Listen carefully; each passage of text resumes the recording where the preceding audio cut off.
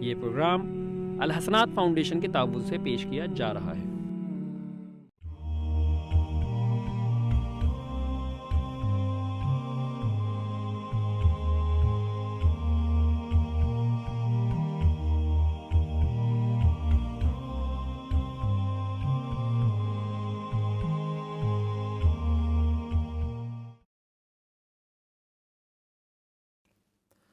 بسم اللہ الرحمن الرحیم الحمد للہ رب العالمین والصلاة والسلام علی اشرف الانبیاء والمرسلین وعلی آلہ وصحبہ اجمعین اما بعد فاعوذ باللہ من الشیطان الرجیم بسم اللہ الرحمن الرحیم والسابقون الاولون من المہاجرین والانصار والذین اتبعوهم بإحسان رضی اللہ عنہم ورضوا عنہ وأعد لهم جنات تجري تحتها الأنهار خالدين فيها أبدا ذلك الفوز العظيم. وقال الله تعالى في مقام آخر محمد رسول الله والذين معه أشداء على الكفار رحماء بينهم. وقال رسول الله صلى الله عليه وسلم أرحم أمتي بأمتي أبو بكر. وقال رسول الله صلى الله عليه وسلم عليكم بسنتي وسنة الخلفاء الراشدين المهديين. صدق الله المولانا العظيم وصدق رسوله النبي الكريم ونحن على ذلك لمن الشاهدين والشاكرين والحمد لله رب العالمين. اللهم صل على محمد وعلى آل محمد كما صليت على إبراهيم وعلى آل إبراهيم إنك حميد مجيد. اللهم بارك على محمد وعلى آل محمد كما باركت على إبراهيم وعلى آل إبراهيم إنك حميد مجيد. رب اشرح لي صدري ويسر لي أمري واحلل عقدة من لساني يفقهوا قولي. محترم ناظرین و سامعین، السلام علیکم ورحمۃ اللہ وبرکاتہ۔ پروگرام گفتگو میں آپ تمام دیکھنے والوں کو، سننے والوں کو خوش آمدید ہے۔ اللہ کریم سے دعا ہے کہ اللہ پاک آج کی اس نشست کو اپنی بارگاہ میں قبول و منظور فرمائے۔ جو کچھ ہم سنائیں، اللہ کریم ہمیں عمل کی توفیق اور عمل کی نیت سے اللہ کریم ہمیں باتیں سنانے کی توفیق عطا فرمائے۔ چونکہ عمل ہی پر سارا دار و مدار ہے، اللہ کریم اخلاص عطا فرمائے۔ ناظرین کہ جو بات میں کروں محض اللہ پاک کی رضا، خوشنودی پیش نظر ہو، مد نظر ہو، اور میری زبان سے جتنی بھی باتیں نکلیں خیر کی باتیں نکلیں، نفع بخش باتیں نکلیں، کسی کی دل آزاری کا سبب نہ ہو، کسی کی دل شکنی نہ ہو، کسی کی دل آزاری نہ ہو، کسی پر کوئی طنز تشنی کا کوئی انداز نہ ہو۔ اللہ کریم محض اخلاص کے ساتھ خیر کی باتیں کرنے کی توفیق عطا فرمائے، آمین یا رب العالمین۔ ساتھ میں دعا بھی ہے۔ ناظرین آپ جہاں بھی ہوں خیر و عافیت سے ہوں۔ بہت سے لوگ بیمار ہیں، دعاؤں کی درخواست کرتے رہتے ہیں، سب کے لیے دعا ہے اللہ کریم تمام بیماروں کو شفائے کاملہ عاجلہ مستمرہ دائمہ عطا فرمائے۔ غزہ میں جو لوگ ہمارے بھائی بہن اس وقت عجیب قسم پرسی کی زندگی گزار رہے ہیں، کشمکش کی زندگی، ہر روز مرتے ہیں، ہر روز جیتے ہیں، عجیب غریب صورتحال ہے جو ناقابل بیان ہے۔ لیکن بہرحال دعا کا ایک سہارا ہے، اللہ پاک پر بھروسہ، توکل کا دامن ہم نہ چھوڑیں۔ اللہ کی ذات سب کچھ دیکھ رہی ہے، سب کچھ سن رہی ہے۔ ہم انسان ہیں، یقیناً ہمیں تکلیف ہوتی ہے، ملال ہوتا ہے، غم ہوتا ہے، یہ انسانی فطرت ہے۔ اس کے لیے انسان کا صاحب ایمان ہونا بھی ضروری نہیں ہے۔ ہر وہ انسان جس کے سینے میں دل ہے دھڑکتا ہوا، اور جس کی فطرت سلامت ہے، جس کی فطرت بیمار نہیں ہے، بیماری کے زد میں نہیں آئی ہے، صحیح سالم اگر فطرت کسی کی ہے تو اسے تکلیف ہوتی ہے، کسی انسان کو تکلیف، بلکہ کسی جانور کو تکلیف میں دیکھ کر بھی۔ بلی تکلیف میں ہو، گھر میں اگر ہم نے کوئی اینیمل پال رکھے ہیں، وہ اینیمل اگر تکلیف میں ہوتا ہے تو پورا گھر مصیبت میں ہوتا ہے، پورے گھر کے چھوٹے بڑے بچے سب کے سب پریشان ہوتے ہیں کہ یا اللہ اس جانور کو کیا ہو گیا۔ تو اللہ کریم سے دعا ہے، آپ بھی دعا کریں ناظرین، آپ کی دعائیں یقیناً بڑی قیمتی ہیں۔ نہ جانے کون سا اللہ کا ولی، کون سی اللہ کی ولی، یا آپ میں سے کون سا مستجاب الدعوات بندہ ہزاروں لوگ ہیں، یقیناً بہت سے اچھے نیک لوگ، بہت سے اچھے لوگ ہیں جو اللہ پاک، اللہ کے نبی صلی اللہ علیہ وسلم کے سچے پکے تابع دار ہیں، ان ملکوں میں بھی رہتے ہوئے، اس معاشرے میں بھی رہتے ہوئے بہت سے اچھے لوگ ہیں، بہت نیک لوگ بھی ہیں۔ تو نہ جانے کس کی دعا اللہ پاک سن لے، نہ جانے کس کی دعا اللہ کے ہاں، اللہ پاک کے ہاں شرف قبولیت پا جائے۔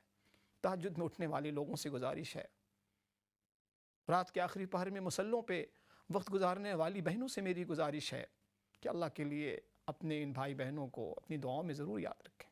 یقیناً آپ کی دعا رائے گا نہیں جائے گی۔ ان ربی لسمیع الدعا فرمایا گیا ہے کہ میرا پروردگار بہت زیادہ سننے والا ہے۔ یقیناً آپ کی دعا اللہ پاک ضرور قبول کریں گے، ضرور وہ صبح نمودار ہوگی انشاءاللہ تعالی، ضرور وہ سورج طلوع ہوگا جو فتح کی نوید اور خوشخبری لے کر آئے گا انشاءاللہ تعالی۔ ہمیں پوری امید ہے اللہ کی ذات سے، پوری امید ہے، ہم نا امید نہیں ہیں۔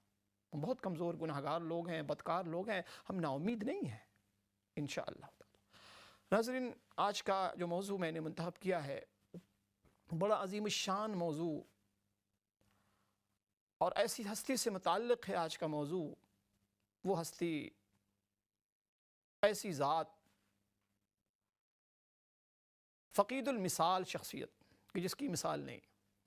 انبیاء علیہ الصلاۃ والسلام کے بعد سب سے زیادہ مقدس، محترم، معزز، اور اللہ اس کے رسول صلی اللہ علیہ وسلم کی نظر میں بہت پیاری ہستی، بہت یونیک ہستی، انوکھی ہستی، ان کا ذکر خیر میں کرنے جا رہا ہوں۔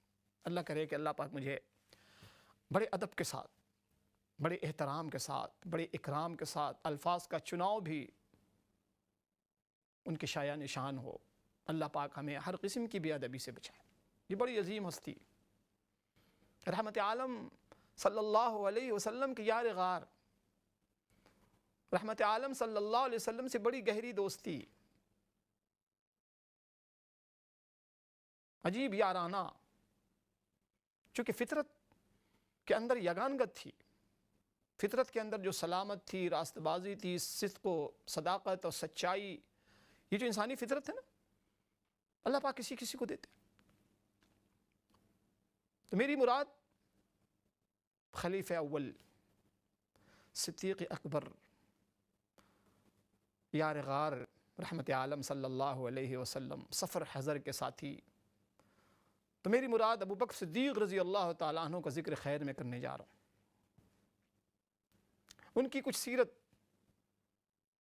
ان کا کردار، ان کی دور خلافت، ان کے حوالے سے تھوڑی سی تفصیلات آپ کے گوش گزار کروں گا۔ اللہ پاک مجھے اخلاص دے۔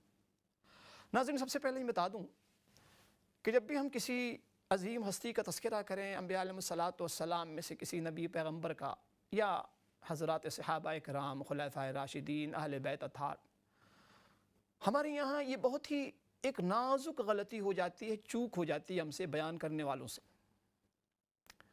اور پھر اس کے بڑے دور رس نتائج نمودار ہوتے ہیں۔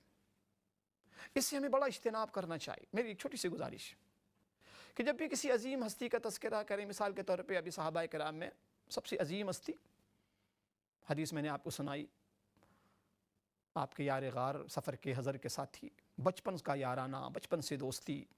ایک موقع پہ آپ نے فرمایا کہ میں ابو بکر کو اپنا اگر میں کسی کو خلیل بناؤں، لو کنت متخذا خلیلا لاتخذت ابا بکر، تو میں ابو بکر کو اپنا خلیل بناتا۔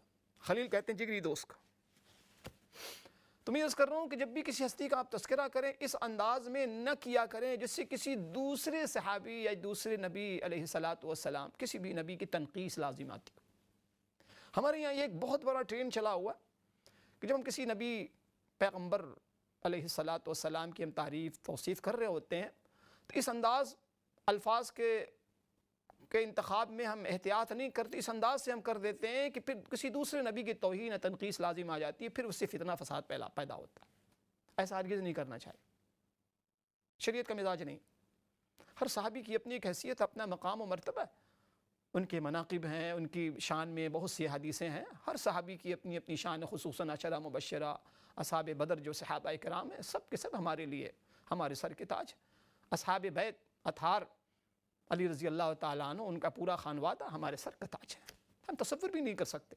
اس لیے بہت احتیاط ضروری ہے کہ ہم جب بھی خلفائے راشدین کا تذکرہ کریں، ان کی توصیف، ان کی خوبیاں، محاسن بیان کریں، ہمارا جو انداز، جو اسٹائل، جو الفاظ ایسے ہونے چاہیے کہ ہم کسی دوسرے صحابی کی تنقید خدا نخواستہ لازم نہ آتی. اس کا بڑا ہم نے احتیاط کرنا. رسول اللہ صلی اللہ علیہ وسلم نے بھی اپنے بارے میں فرمایا کہ اے لوگو جب میری تعریف کرو تو میرے بارے میں غلو نہ کرو، بلکہ آپ نے یہاں تک فرمایا کہ مجھے یونس ابن متہ پر فضیلت نہ دیا کرو. حالانکہ آپ یقیناً صاحب فضیلت ہیں، لیکن آپ کا تواضع، ان کے ساتھ آپ نے ادب سکھایا ہمیں. اس انداز میں میری تعریف نہ کرو جس سے کچھ دوسرے نبی کی توہین تنقید، کے سارے اللہ کے نبی. تو صحابہ کرام میں رضوان اللہ تعالی علیہم اجمعین، جنہوں نے رحمت عالم صلی اللہ علیہ وسلم کو ایمان کی حالت میں دیکھا اور ان کا ایمان پر خاتمہ ہوا، اتنا بڑا شرف ہے ناظرین، اتنی بڑی خوش نصیبی ہے، اتنی بڑی خوش بختی ہے. یہ ہمارا اور آپ کا عقیدہ ہم سب کا کہ ایک صحابی کا شرف صحابیت اتنا بڑا مقام ہے کہ ساری کائنات کے اولیاء، نیک صالح لوگ گیٹ ٹوگیدر کسی ادنا درجی کے صحابی کی خاک کو نہیں پہنچ سکتے. یہ ہمارا آپ کا عقیدہ. چونکہ غیر صحابی وہ آنکھ کہاں سے لائیں گے جن آنکھوں نے زیارت کی ہے صحابہ کرام کے، جن مبارک آنکھوں نے رحمت عالم صلی اللہ علیہ وسلم کا دیدار کیا ہے، زیارت کی ہے. غیر صحابی اور صحابی میں کوئی جوڑ ہی نہیں ہے، کوئی جوڑ نہیں، کوئی مقابلہ نہیں، کوئی مقابلہ نہیں. یہ اللہ پاک کی طرف سے جس طریقے سے نبوت اکتسابی اور کسبی نہیں ہوتا، اس لیے صحابیت بھی اکتسابی اور کسبی نہیں ہے. یہ اللہ پاک کی طرف سے عطیہ ہے اور وہبی ہے، اللہ پاک کی طرف سے ہبہ کیا گیا. سارے ایک انسان کی بس ہی میں نہیں ہے نا کہ اپنے آپ کو رحمت عالم صلی اللہ علیہ وسلم کے دور میں پیدا کر لے، اس کے اختیار میں نہیں ہے، دیکھ لے، نہیں، اکتسابی نہیں ہے. ریاضت میں نے بارہا عرض کیا ہے کہ انسان اپنی عبادات سے، مجاہدے سے، اسٹرگل سے، کوشش سے، مساعی جمیلہ سے اسٹرگل کر کے ولی بن سکتا ہے، نیک صالح شخص بن سکتا ہے، صدیق بن سکتا ہے، صحابی نہیں بن سکتا. وہاں کہاں سے لائے گا وہ آنکھیں؟ اس لیے ہم نے بڑے احتیاط کے ساتھ ادب کے تمام تقاضوں کو ملحوظ رکھتے ہوئے جس کی ہم تعریف توصیف بیان کر رہے ہیں قرآن و حدیث کی روشنی میں، وہ انداز اختیار کریں کہ دوسرے جو صحابہ کرام ہیں، خلفائے راشدین دیگر ہیں، حضرت علی رضی اللہ عنہ، عثمان، حضرت عمر رضی اللہ عنہ، عشرہ مبشرہ کے 10 صحابہ ہیں، اسی طریقے سے تمام صحابہ کرام جن کو قرآن مجید نے رضی اللہ عنہم کا فرمایا. جو آیت میں نے آپ کی خدمت میں پیش کی اس کا ترجمہ یہ ہے کہ والسابقون الاولون من المہاجرین والانصار، سب سے پہلے ایمان لانے والے مہاجرین و انصار، ان کا مقام و مرتبہ قرآن بیان کر رہا. سابقین اولین، سب سے پہلے ابتدائی دور میں ابھی مملکت اسلامیہ کی داغ بیل رکھی جا رہی تھی، جب اسلام کو ضرورت تھی، اسلام ایک اجنبی دور سے گزر رہا تھا. فرمایا کہ وہ لوگ جو انصار مہاجرین میں سے جو لوگ ایمان لائے ہیں، والانصار والذین اتبعوہم باحسان، اور جن لوگوں نے بھی ان کی اتباع کی احسان کے ساتھ، حسن نیت کے ساتھ، یعنی صحابہ کرام میں دوسرے وہ تمام صحابہ جنہوں نے اپنے سابقین اولین کی اقتداء کی، اتباع کی، ان کے نقش قدم پہ چلے، ان کے ممد و مددگار بنے. کیا ہے ان کے لیے؟ فرمایا کہ رضی اللہ عنہم ورضوا عنہ، قربان جائیے اللہ پاک کی شان کریمی پر اور اسلوب پر. فرمایا کہ اللہ پاک ان سے راضی ہو چکا. یہ پاسٹ کا سینٹنس ہے، پاسٹ ٹینس، فیوچر نہیں، ہوگا نہیں، ہوتا ہے نہیں، ہو چکا. رضی اللہ عنہ، اگر آپ کو عربی زبان سے شد بدھ ہے تو آپ سمجھ لیجئے گا کہ اللہ پاک ان سب سے، سابقین اولین جو تھے،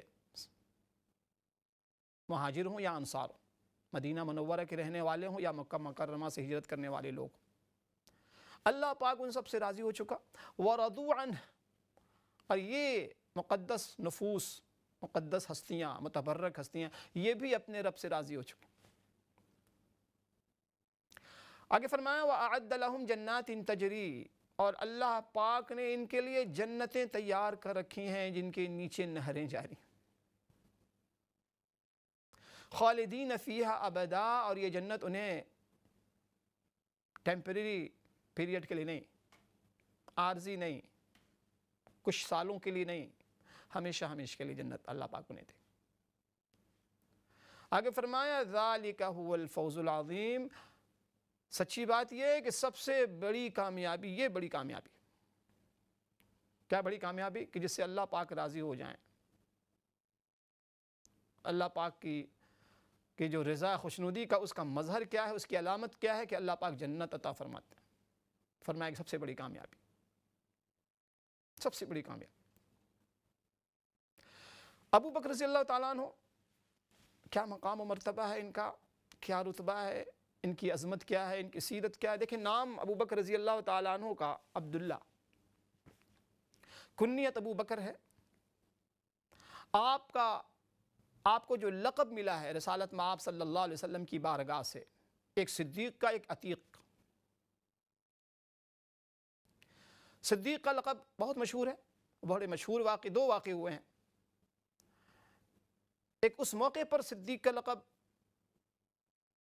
انہیں عنایت کیا گیا، انہیں ملا، جب رحمت عالم صلی اللہ علیہ وسلم نے نبوت کا دعویٰ پیش کیا۔ اس وقت آپ کی عمر 38 اور 30 سال ہو گئی تھی۔ اتفاق دیکھیں، آپ سفر تجارت میں یمن یا شام گئے ہوئے تھے۔ جیسے ہی شام سے اور یمن سے لوٹتے ہیں، لوگوں کا ایک ہجوم مکہ کے اندر، عتبہ، شیبہ، ابو جہل، جتنے یہ منافقین تھے، جتنے یہ لوگ تھے، انتظار کر رہے تھے گویا ابو بکر رضی اللہ تعالیٰ عنہ۔ جیسے ہی ابو بکر رضی اللہ تعالیٰ عنہ مکہ میں حاضر ہوتے ہیں، ان لوگوں نے یہ سوال الزام میں تھے، اس خیال میں تھے کہ ابو بکر بڑے سمجھدار ہیں، عقل مند ہیں، ظاہر ہے کہ آپ کی شرافت کے بڑے چرچے تھے۔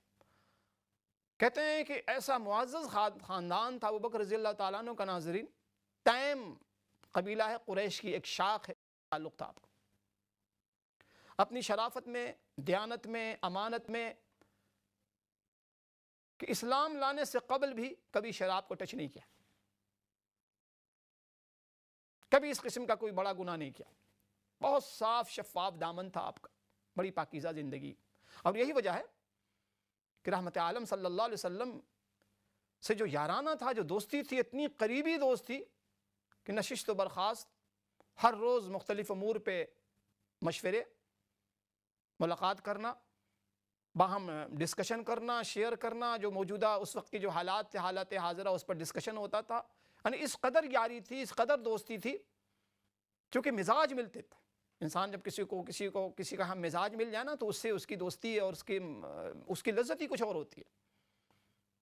حضرت ابوبکر صدیق رضی اللہ تعالیٰ عنہ کا جو مزاج تھا، اس مزاج فطرت کے اندر راست بازی، صداقت، سچائی، صفائی، پاکیزگی، تو بڑی عجیب یاری تھی رحمت عالم صلی اللہ علیہ وسلم کی ذات اقدس، اور ساتھ میں سفر بھی ہوا کرتا تھا تجارت کے اغراض سے۔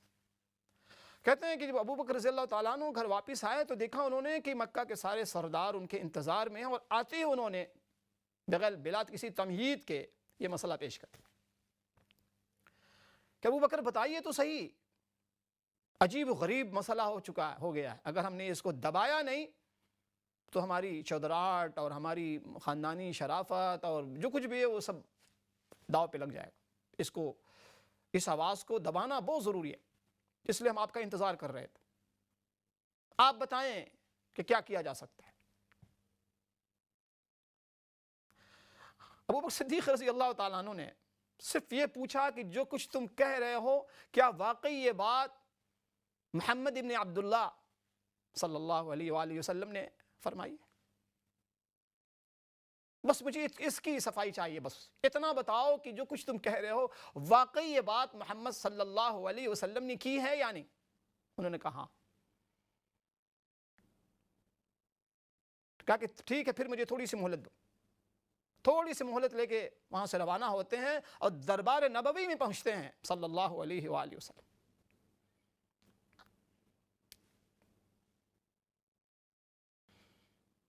آ کے عرض کرتے ہیں یا رسول اللہ صلی اللہ علیہ وسلم،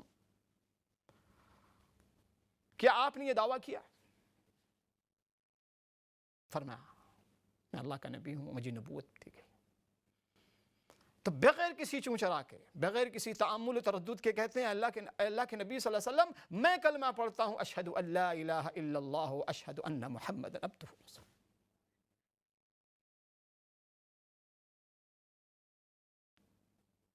رحمت عالم صلی اللہ علیہ وسلم فرمایا کرتے تھے کہ جب مجھے نبوت ملی میں نے جس کے سامنے بھی اسلام پیش کیا ہے، جس کے سامنے بھی اسلام پیش کیا، کچھ نہ کچھ تردد اس اسلام قبول کرنے والے نے ضرور مجھے دکھایا، تأمل، تردد، تھوڑا سا غور، تھوڑا سا فکر، سوائے ابو بکر کے۔ جب میں نے ابو بکر کے سامنے اسلام پیش کیا تو ابو بکر نے بغیر کسی تأمل تردد کے کلمہ پڑھا ہے، لا الہ الا اللہ محمد رسول صلی اللہ علیہ وسلم۔ اس موقع پہ رحمت عالم صلی اللہ علیہ وآلہ وسلم نے حضرت ابو بکر کو صدیق کا لقب خطاب عطا فرمایا کہ سچ کی تصدیق کرنے والا، سچا، اتنا سچا کہ جس کا ظاہر بھی سچا، جس کا باطن بھی سچا۔ علماء نے لکھا ہے کہ جانتے ہو صدیق کسے کہتے ہیں؟ صدیق اسی کہتے ہیں کہ جس کو قیامت کے دن جب وہ ساری چیزوں کو اپنی آنکھوں سے دیکھے گا تو اس کے ایمان میں کسی قسم کی زیادتی نہیں آئے گی، چونکہ اس کا ایمان پہلے سے اتنا حق الیقین ہے کہ دیکھنے کے بعد دوسرے لوگوں کے یقین میں اضافہ ہوگا، صدیق کے یقین میں کوئی اضافہ نہیں ہوگا، کیونکہ صدیق پہلے ہی سے اس کو اتنا یقین ہے اللہ کے نبی صلی اللہ علیہ وسلم کی باتوں پر، جس کا ظاہر کو باطن، اب باطن کو ظاہر بنا دیا جائے کوئی فرق نہیں، جس کا دل اتنا مجلا مشفع، انہیں صدیق کہا جاتا ہے۔ دوسری مرتبہ صدیق کا لقب اس وقت ملا ناظرین جب رحمت عالم صلی اللہ علیہ وسلم نے معراج کا واقعہ سنایا۔ اس موقع پر بھی ایسا ہی ہوا کہ مشرکین مکہ، یہ منافقین جمع ہوئے حضرت ابو بکر رضی اللہ تعالیٰ عنہ کی خدمت، اور پہلے تو سوال کو گھما کر پوچھا کہ ابو بکر یہ بتاؤ کہ اگر کوئی شخص اس قسم کا دعویٰ کرتا ہے کہ راتوں رات کے ایک پہر میں، ایک حصے میں وہ زمین سے اٹھتا ہے اور پہلے بیت المقدس جاتا ہے، بیت اللہ سے یعنی مکہ مکرمہ سے پہلے بیت المقدس جاتا ہے، پھر وہاں سے آسمانوں کا سفر کرتا ہے، اور آسمانوں کا سفر کرنے کے بعد پھر واپس اسی رات میں چلا آتا ہے مکہ میں، ابو بکر کیا یہ ممکن ہے؟ ابو بکر رضی اللہ تعالیٰ عنہ نے پوچھا کہ یہ دعویٰ کون کرتا ہے، کون یہ دعویٰ کر رہا؟ فرمایا کہ تمہارے ساتھی، تمہارے یار، تمہارے دوست۔ فرمایا کہ اگر میرے دوست نے یہ دعویٰ کیا ہے تو بہت سچے ہیں، وہ جھوٹ نہیں بول سکتے۔ اگر انہوں نے یہ دعویٰ کیا ہے بالکل سچا، میں آمنا و صدقنا، میں ایمان لاتا ہوں، میں تصدیق کرتا ہوں۔ ناظرین یہ تھے حضرت ابو بکر صدیق رضی اللہ تعالیٰ۔ آپ نے بڑی غور سے ان کی باتیں سننی آج۔ پوری امت پر ان کے بڑے احسانات ہیں، بڑے احسانات۔ رحمت عالم صلی اللہ علیہ وسلم فرمایا کرتے تھے کہ سب سے زیادہ مال جو اسلام کے کام آیا وہ کس کا مال؟ ابو بکر رضی اللہ تعالیٰ عنہ کا مال۔ آپ فرمایا کرتے تھے کہ اللہ میں نے سارے احسانات لوگوں کے ادا کر دیے، میں لیکن ابو بکر کا احسان نہ ادا کر سکا۔ خیر یہ تو آپ کا تواضع تھا، ان کے ساری عاجزی تھی، بھلا آپ پر کون احسان کر سکتا ہے؟ لیکن آپ یہ فرمایا کرتے تھے کہ ابو بکر کا احسان، اس کا بدلہ صلہ نہ دے پایا، کہ جتنی دولت ابو بکر کی کام آئی اسلام کو اس وقت جب اسلام غریب الوطنی کا دور سے گزر رہا تھا، اجنبی تھا اسلام، تو ابو بکر رضی اللہ تعالیٰ عنہ کا نام ناظرین عبداللہ، والد کا نام عثمان، اور ان کی جو کنیت تھی ابو قحافہ۔ کہتے ہیں صحابہ میں واحد ایسی شخصیت ہیں ابو بکر رضی اللہ تعالیٰ عنہ جن کی 4 پشتیں مسلمان ہوئیں، ان کے والدین بھی، خود حضرت، ان کی اولاد، اور پھر اولاد کی اولاد۔ مختصر سا بریک ہے، انشاءاللہ اسی موضوع کو کیری آن کریں گے۔ اللہ کریم ہمیں ادب کے ساتھ ان کا تذکرہ کرنے کی توفیق عطا فرمائے۔ السلام علیکم ورحمۃ اللہ وبرکاتہ۔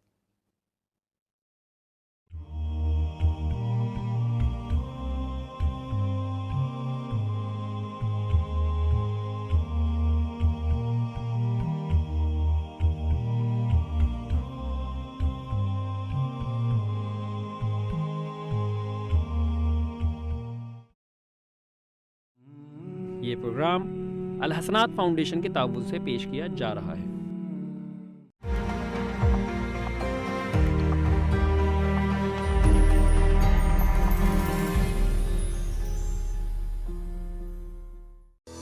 گرے اسٹون سلیسٹرز، لوٹن کے قلب میں واقع ایک ایوارڈ یافتہ لا فرم۔ ہماری ماہر ٹیم امیگریشن، جائیداد کی خرید و فروخت، فیملی لا، سول لیٹیگیشن، کمرشل لا، وصیت اور اسلامک وصیت کے مسائل بآسانی حل کرتی ہے۔ ہم ہر جمعے کو اپنے دفاتر میں فیملی اور امیگریشن مفت قانونی مشورہ کلینکس بھی کرتے ہیں۔ آج ہی وزٹ کیجیے یا کال کریں 01582 343453۔ نبی کریم صلی اللہ علیہ وآلہ وسلم نے ارشاد فرمایا کہ جب آپ نے اپنے مال کی زکوٰۃ دی تو آپ نے اپنے مال کا وہ حق ادا کر دیا جو آپ پر واجب ہے۔ UK اسلامک مشن آپ کی دی ہوئی زکوٰۃ سے گزشتہ کئی دہائیوں سے دنیا بھر میں بے سہارا اور انتہائی غریب خاندانوں کو اپنے پیروں پر کھڑا ہونے میں مدد فراہم کر رہے ہیں۔ اپنی زکوٰۃ UK اسلامک مشن کو دیجیے تاکہ وہ 100% مستحقین تک پہنچ سکے۔ To give your zakat, call now 0207 387 2157۔ The people of Gaza are counting on you. Relentless airstrikes have left Gaza desperate for the basics: food, water and medicine. Al-Mustafa has been operating in Palestine and Gaza since 2014, delivering donations directly to those most in need. We won't stop now. Our determined team is working round the clock, spreading aid wherever possible. Together, with your support, we can be a beacon of hope in these dark times. Donate now. Time is a precious commodity. Don't leave it until it's too late. Secure your children's future and make your Islamic will. For all your tax planning needs, will writing and trust advice, contact Khalid Mahmood. Hadley's Wills. For all your Islamic wills and estate planning needs, call us today on 0207 001 770 or email us at info@hadleyswills.com. TIBA's ongoing initiative of building 99 mosques across Pakistan, Sri Lanka, Rwanda and Uganda continues. But we need your generous and kind donations to help us complete this noble project. Each mosque will be named after one of the names of Allah and will help to serve communities in the poorest of areas. Please donate today at tibafoundation.org or call 0207 330 8254.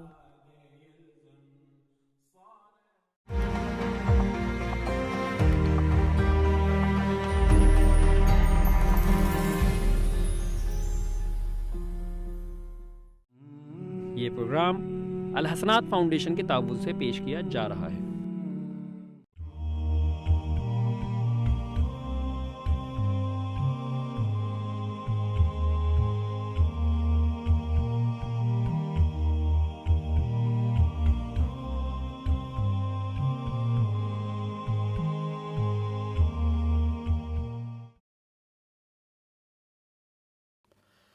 بسم اللہ الرحمن الرحیم، الحمد للہ رب العالمین والصلاة والسلام علی اشرف الانبیاء والمرسلین وعلی آلہ وصحبہ اجمعین۔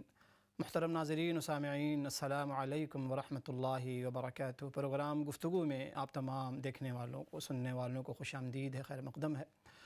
اللہ پاک سے دعا ہے اللہ کریم جو کچھ آج ہم سنائیں، اللہ کریم ہم سب کو، آپ سب کو عمل کی توفیق عطا فرمائے کہ جس شخصیت کا ہم ذکر خیر کر رہے ہیں، جس کی خدمات ہم سنانے جا رہے ہیں، جس کا ذکر ہم کرنے اس کی بڑی قربانیاں ہیں، اللہ کریم اس قربانی کا، اس عشق کا، اس محبت کا، اس دین کے ساتھ وابستگی کا ہمیں بھی کچھ حصہ عطا فرمائے تاکہ ہماری زندگی بھی منور ہو، روشن ہو اور دوسروں کے لیے ہم خیر بنے، بھلائی کا باعث بنے، آمین یا رب۔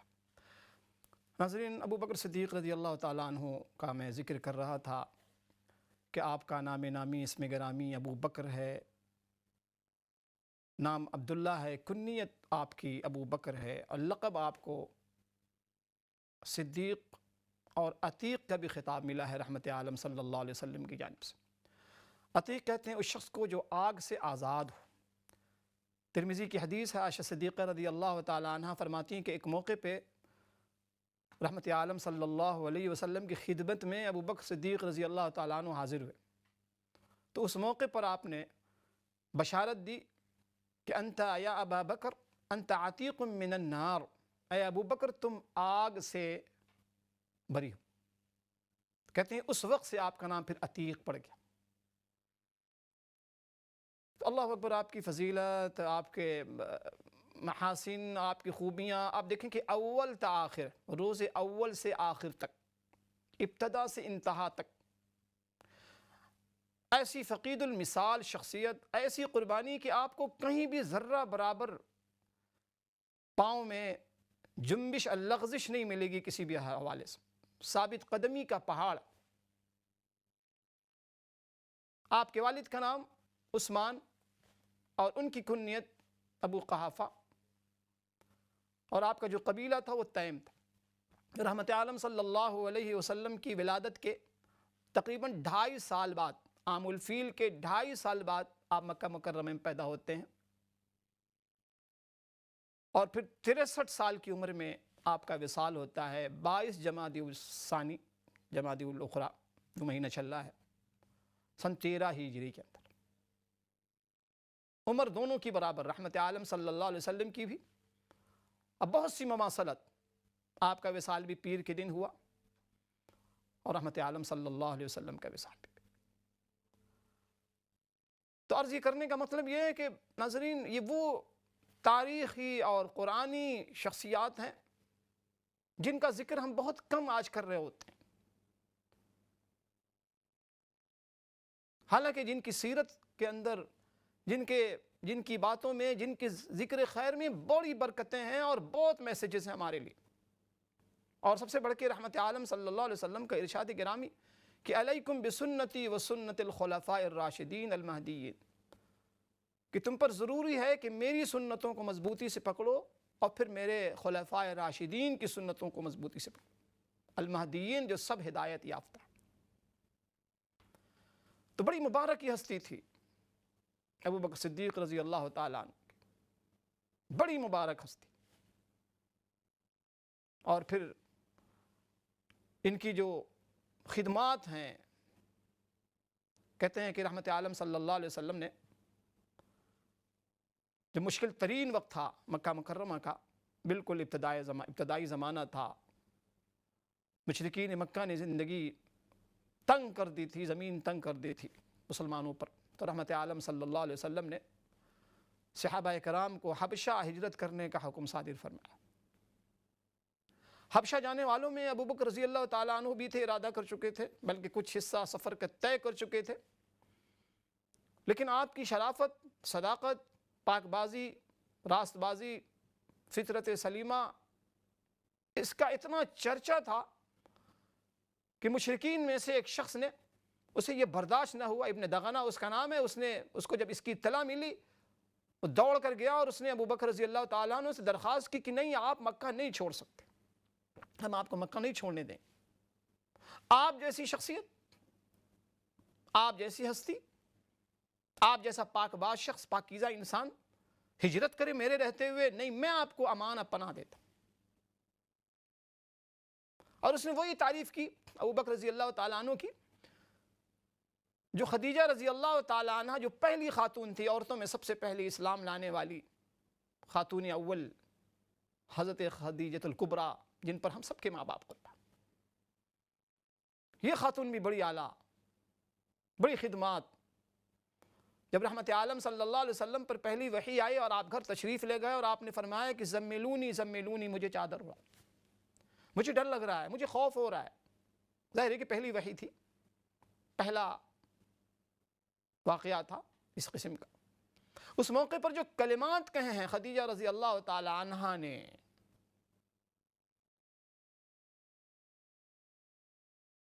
بڑی تاریخی کلمات، کہ محمد صلی اللہ علیہ وآلہ وسلم، انک لا یخزیک اللہ، اللہ پاک ہرگز آپ کو ذلیل رسوا نہیں کرے،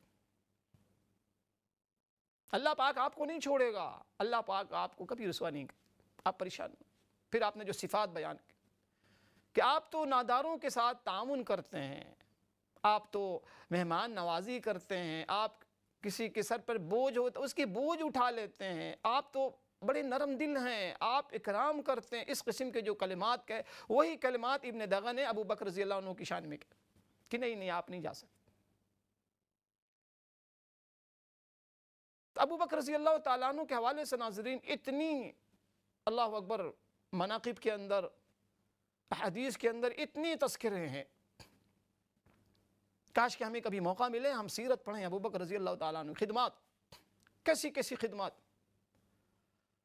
اور پھر آپ کے اسلام لانے کے بعد کہتے ہیں کہ جس وقت اسلام لائے قبول کیا 40,000 درہم تھا آپ کے پاس، پھر ہجرت کے وقت 5,000 رہ، یعنی جو مال تھا ان سارا کا سارا مال اسلام کی نشر و اشاعت میں، تبلیغ و دعوت میں انہوں نے لگا دیا، سارا مال۔ اس لیے شاعر نے کہا، علامہ اقبال صاحب نے کہا ہے، بڑی پیاری بات کہی ہے، پروانے کو چراغ ہے، پروانے کو چراغ ہے اور بلبل کو پھول بس، صدیق کے لیے خدا کا رسول ہے بس۔ ایسی یاری، ایسا تعلق، ایسی دوستی، ایسی محبت کہ شاید پوری انسانی تاریخ میں آپ کو ایسی فقید المثال شخصیت اور ایسی دوستی کے ایسے واقعات آپ کو نہیں ملے۔ بڑا مشہور واقعہ، رحمت عالم صلی اللہ علیہ وسلم مسجد حرام میں تشریف فرما تھے، نماز پڑھ رہے۔ عقبہ بن ابو معیط ایک سردار تھا مشرکین مکہ میں، اس نے دیکھا کہ آپ تنہا نماز پڑھ رہے ہیں، اس نے ناپاک ارادے سے آیا اور اپنی چادر رحمت عالم صلی اللہ علیہ وسلم کے گردن مبارک میں ڈال کر اسے کھینچنے لگا تکلیف پہنچانے کے لیے۔ اس کی اطلاع ملی ابو بکر رضی اللہ تعالیٰ عنہ کو، آپ نے بغیر کسی کی پرواہ کیے ہوئے، ظاہر ہے کہ آپ کا کوئی جسمانی طور پر کوئی اس انداز کا کوئی دبدبہ نہیں تھا، آپ کا جو قبیلہ بھی کوئی بہت زیادہ معزز، بہت زیادہ دبدبے والا نہیں تھا کہ لوگ نام سن کے ہٹ جائیں گے، نہیں۔ حضرت عمر، حضرت حمزہ رضی اللہ تعالیٰ عنہما کی طرح آپ کوئی بہادر بھی مشہور نہیں تھے کہ لوگ نام سن کے ہٹ جائیں۔ آپ کا جسم لاغر تھا، بہت پہلوان بھی نہیں تھے، لیکن تاب نہ لا سکے، برداشت نہ کر سکے، فوراً آتے ہیں اور عقبہ ابن ابو معیط کو دھکے دے کے اس کو ہٹاتے ہیں اور پھر رحمت عالم صلی اللہ علیہ وسلم کے ساتھ کھڑے ہو جاتے ہیں حفاظت کے لیے۔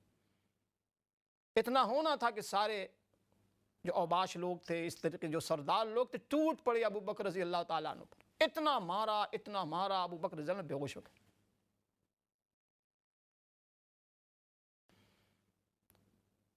بہرحال لوگ پھر کچھ دیر کے بعد ان کے گھر لے گئے، جب ہوش آیا تو ابو بکر رضی اللہ تعالیٰ عنہ کے زبان پر پہلا جو جملہ تھا، فرمایا کہ محمد صلی اللہ علیہ وسلم کیسے ہیں۔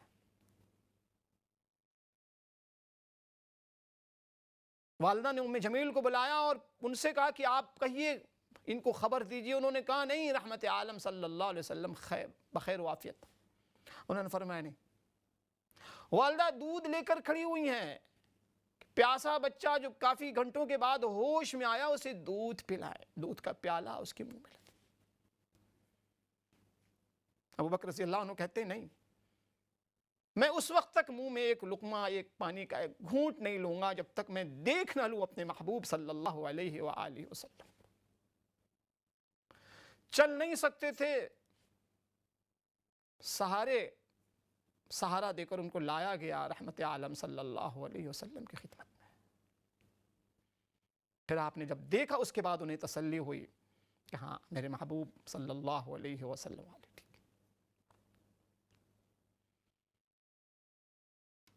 کیا عشق تھا، کیا محبت تھی، ہم تو اس کا کروڑواں حصہ بھی نہیں پیش کر سکتے۔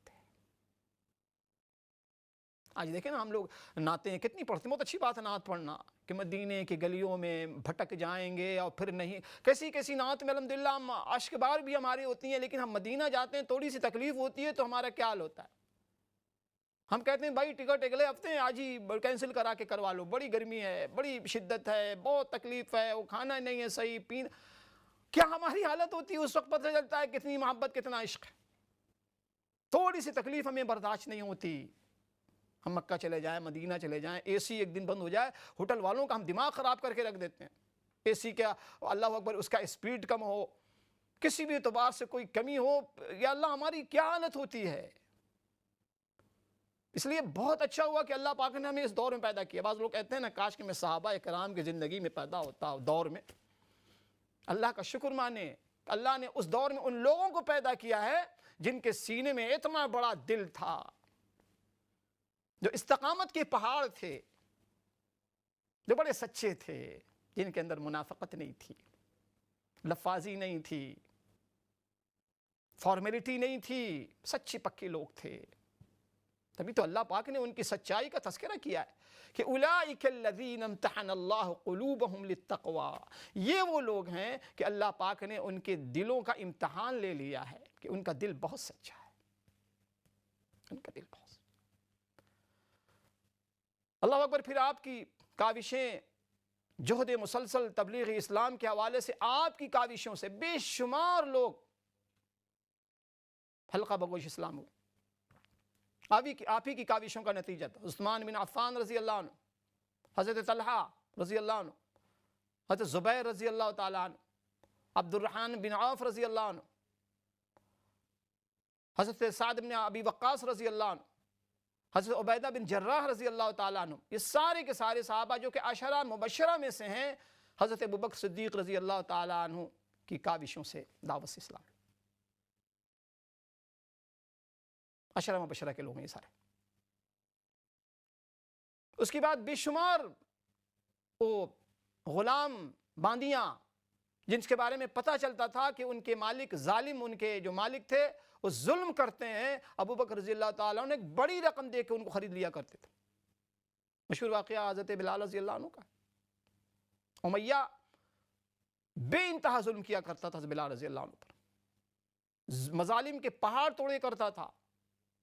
ابو بکر رضی اللہ عنہ کو اس کی اطلاع ملی، آپ جب خریدنے گئے تو اس نے قیمت بڑھا دی، قیمت بڑھاتا چلا گیا، آخر میں کئی ہزار درہم اس نے کر دیے.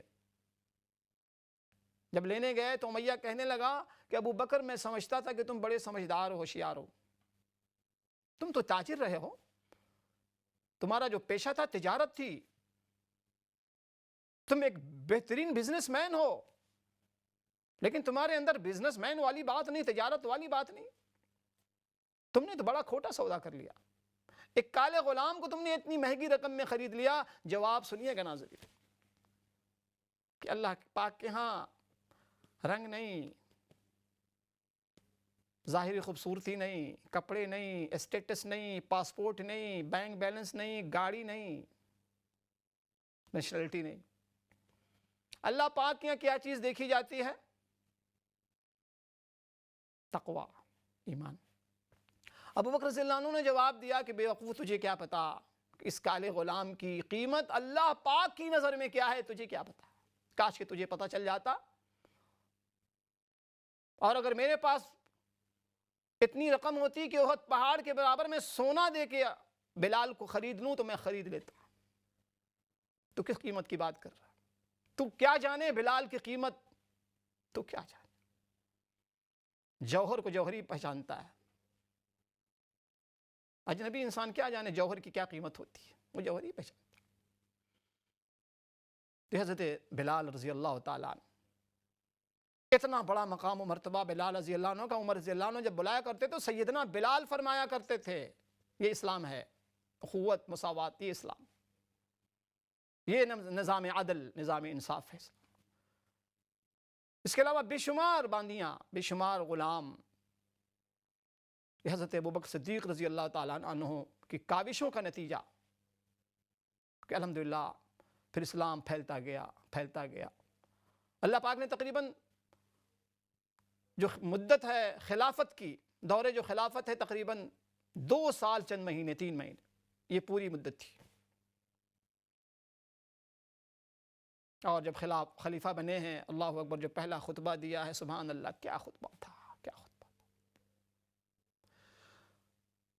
چند باتیں خطبے میں سے، پورا خطبہ تو نہیں پڑھ سکتا. فرمایا کہ اے لوگو، میں تمہارا خلیفہ بنایا گیا ہوں، میں نہیں سمجھتا کہ میں تم میں سے کسی سے بھی بہتر ہوں، قربان جائیے. یہ کون کہہ رہا ہے؟ یعنی کئی بار جنت کی بشارت ہے، عشرہ مبشرہ میں سے عتیق کہا کہ خوشخبری سنائی گئی کہ تم جہنم سے بری ہو. یہ وہ ہستی کہہ رہی ہے کہ اے لوگو مجھے تم میں خلیفہ بنایا گیا ہے، میں نہیں سمجھتا کہ میں تم میں سے کسی سے بہتر ہوں، اور نہ میں خواہاں ہوں، خواہش مند ہوں، نہ تھا، نہ میں نے کبھی دعا کی کہ مجھے خلافت ملے، کبھی میں نے دعا نہیں کی. میں نے بادل ناخواستہ میں نے اس منصب کو قبول کیا ہے، صرف اس ڈر سے کہ رحمت عالم صلی اللہ علیہ وسلم کی وصال کے بعد خطرہ یہ ہے کہ ارتداد نہ پھیل جائے، فتنہ نہ منافقین کی جانب سے ان علاقوں کی جانب فتنہ نہ کھڑا ہو. اب بڑا تاریخی جملہ کہ اے لوگو میری اطاعت اس وقت تک کرنا جب تک میں اللہ اس کے رسول صلی اللہ علیہ وسلم کے احکام پر رہوں، اور جب میں ہٹ جاؤں قرآن و حدیث سے، اللہ اس کے رسول صلی اللہ علیہ وسلم کی اطاعت سے، تو تم پر میری اطاعت واجب نہیں ہے، اور میں جب ہٹ جاؤں تو تم مجھے سیدھا کر دینا. قربان جائیے، قربان جائیے. ایک ایک بول اتنا خوبصورت، حسین، کہیں ڈھونڈے تو صحیح ایسا بول کسی کا. کہتے ہیں کہ خلیفہ بننے کے دوسرے دن گھر سے نکلے، راستے میں عمر رضی اللہ تعالیٰ عنہ سے ملاقات ہوگی. فرمایا کہ امیر المومنین کہاں جا رہے ہیں؟ فرمایا کہ میں تجارت کرنے جا رہا ہوں، تجارت کے نظام کو چلانا ہے نا، آخر گھر کا جو معاشی نظام کیسے چلے گا، گھر کا خرچ، میں اہل و عیال والا ہوں. عمر رضی اللہ عنہ نے فرمایا کہ نہیں ایسے نہیں چلے گا، آپ کے کاندھوں پر اتنی بڑی ذمہ داری، اتنا بڑا منصب، آپ اگر تجارت کریں گے، تجارت میں آپ کا وقت صرف ہوگا، تو پھر یہ امت کی باگ ڈور کون اٹھائے گا؟ خلافت کی جو ذمہ داری ہے، رعایا کی حفاظت، ان کی نگرانی، یہ امور جو ہیں خلافت کی، یہ کون سنبھالے گا؟ دونوں کام ساتھ نہیں چل سکتے. تو عمر رضی اللہ عنہ نے فرمایا کہ آئیے پھر ہم چلتے ہیں عبیدہ بن جراح رضی اللہ عنہ خدمت میں، جو کہ امین الامت ہیں. رحمت عالم صلی اللہ علیہ وسلم نے فرمایا کہ عبیدہ بن جراح اس امت کے امین ہیں، امین ہیں، عشرہ مبشرہ میں سے. عمر رضی اللہ تعالیٰ عنہ ان کی خدمت میں لے گئے اور یہ مسئلہ ان کی خدمت میں رکھا کہ آپ بتائیے کیا ہو سکتا. تو انہوں نے بھی وہی بات کی جو عمر رضی اللہ عنہ نے فرمائی کہ نہیں دونوں کام ایک ساتھ نہیں ہو سکتا. اب آپ خلیفہ بن گئے، آپ پر خلافت کی بہت بڑی ذمہ داری، اتنی بڑی ذمہ داری کے ساتھ آپ اپنی تجارت کیسے کر سکتے؟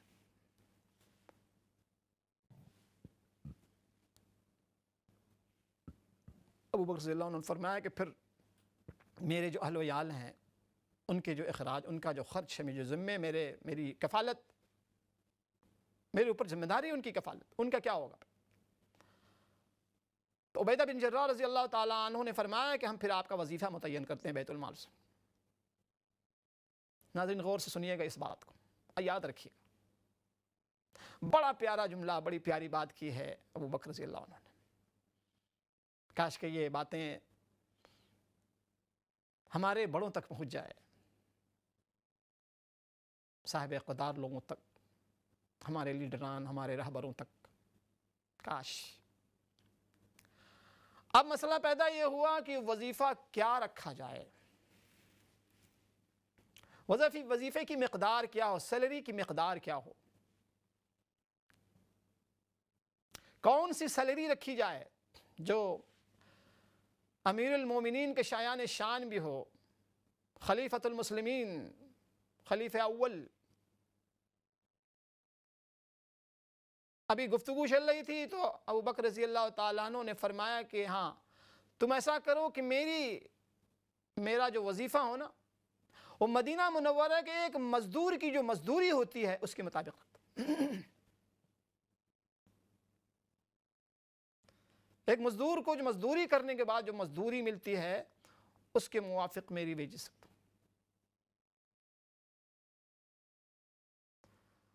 عمر رضی اللہ تعالیٰ عنہ نے عبیدہ بن جراح رضی اللہ تعالیٰ عنہما نے عرض کیا کہ نہیں یہ کیسے ہو سکتا ہے، اس میں آپ کا گزر بسر نہیں ہو پائے گا، یہ تو بڑی مختصر سی مزدوری ہوتی ہے مزدور کی. بڑا تاریخی جملہ ارشاد فرمایا، فرمایا کہ نہیں ایسا کیوں ہے؟ ایک مزدور کا جب گزارا ہو سکتا ہے اس کی مزدوری والی ویجز میں، سیلری میں، تو میرا کیوں نہیں ہو سکتا؟ ہو جائے گا، تم رکھ دو۔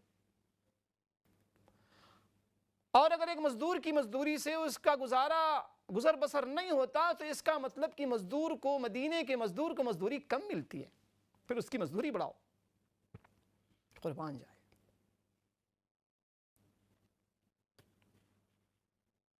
بہرحال طے ہو گیا، مزدور کی مزدوری، مدینے کے اندر ایک مزدور کی جو مزدوری ہوتی ہے وہ وظیفہ طے پایا حضرت ابو بکر صدیق رضی اللہ تعالیٰ۔ اس سے بھی آگے اور زیادہ حیرت انگیز واقعہ کہتے ہیں کہ مطلب دسترخوان پہ چونکہ حضرت والا کو میٹھا بہت عزیز تھا، پسندیدہ تھا، ایک دن دسترخوان میں دیکھا کہ میٹھا رکھا ہوا ہے، پتہ نہیں اس واقعی کی سند کیا ہے، چونکہ میں نے پڑھا ہے، یہ وہ واقعات ہیں جن سے ظاہر ہمارا عقیدہ وابستہ نہیں ہے، عبرت کے لیے ایسے واقعات تو سنائے جا سکتے ہیں۔ اہلیہ محترمہ سے پوچھا کہ میٹھا کہاں سے آیا؟ فرمایا کہ آپ کو چونکہ میٹھا پسند ہے تو جو روزانہ آتا اس میں سے میں ایک چٹکی اور تھوڑا سا میں رکھ لیتی ہوں، اور جب جمع ہو گیا تھا تو اس کا میں نے میٹھے کا انتظام کیا ہے۔ تو فرمایا کہ ٹھیک ہے، کل بیت المال میں کہہ کہ اتنا میں کم کروا دیتا ہوں، چونکہ میٹھے کے بغیر بھی تو ہم زندگی بسر کر سکتے ہیں۔ تو اس وظیفے میں سے اتنا اور کم کر دیا گیا۔ مجھے نہیں پتا کہ یہ واقعہ سن کے آپ کی آنکھیں اشکبار ہو رہی ہیں کہ نہیں، آپ کے اندر کوئی کیفیت پیدا ہو رہی ہے کہ نہیں، آپ کے اندر کوئی بے چینی، بے کلی پیدا ہو رہی ہے کہ نہیں، لیکن مجھے بہت ہو رہی ہے، یقیناً آپ میں سے بہت سے لوگوں کو ہو رہی ہوگی۔ ایسی مقدس ہستی، ابھی اور بھی واقعات۔ تو رحمت عالم صلی اللہ علیہ وسلم کے سب سے زیادہ قریب قرآن نے تذکرہ کیا ہے غار ثور کے اندر، ثانی اثنین، دوسرے کا دوسرا، ثانی اثنین، دوسرا، اذ ہما فی الغار، بڑے پیارے انداز میں، پیارے اسلوب میں اللہ پاک نے تذکرہ کیا۔ یاد کیجیے اس وقت کو، یاد کرو اس وقت، اذ ہما فی الغار، جب وہ دونوں غار میں تھے اور جو اپنے صاحب سے، اپنے دوست سے کہہ رہے تھے کہ ان اللہ لا تحزن ان اللہ معنا، آپ غم نہ کیجئے، اللہ ہمارے ساتھ ہے۔ یار غار، اللہ پاک نے بڑے پیارے اسلوب میں تذکرہ کیا۔ عمر رضی اللہ تعالیٰ عنہ پوری زندگی یہ فرمایا کرتے تھے کہ میں ابو بکر سے آگے نہیں بڑھ سکتا۔ ابو بکر کی وہ ایک رات غار کے اندر گزری ہوئی، وہ ایک رات میری پوری زندگی کے اعمال پر باری۔ کہا کرتے تھے ابو بکر میری پوری زندگی کے سارے اعمال لے لو، اس ایک رات کا عمل مجھے دے دو۔ بڑا مشہور واقعہ غار ثور کے حوالے سے آپ سمجھ گئے۔ عمر رضی اللہ عنہ کہتے ہیں کہ خلافت کے بعد مختلف ذمہ داریاں ہمیں دی گئی تھیں، ان میں سے ایک ذمہ داری یہ بھی تھی کہ آس پاس کے علاقے میں جو بیوہ خواتین ہیں، بوڑھی ہیں، جن کے ساتھ جن کو کوئی لک آفٹر کرنے والا نہیں ہے، معمر خاتون ہیں، ان کے گھر میں جا کے خدمت کرنا، پانی پہنچانا، گھر صاف ستھرا کرنا، یہ بھی ہماری ذمہ داری تھی۔ تو عمر رضی اللہ عنہ فرماتے ہیں کہ رات کے آخری پہر میں میری یہ ذمہ داری تھی، ڈیوٹی تھی کہ مختلف گھروں میں جا کے یہ ذمہ داری میں ادا کیا کرتا تھا۔ مختصر سا بریک ہے ناظرین، انشاءاللہ بریک کے بعد اس واقعے کو بھی آپ کی خدمت میں پیش کروں گا۔ السلام علیکم ورحمۃ اللہ وبرکاتہ۔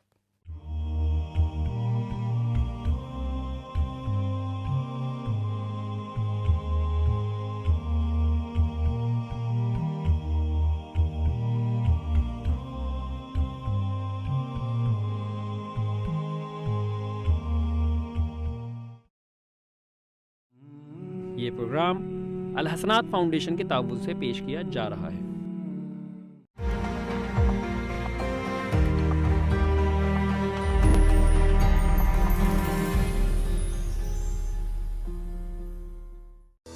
گرے اسٹون سلیسٹرز، لوٹن کے قلب میں واقع ایک ایوارڈ یافتہ لا فرم۔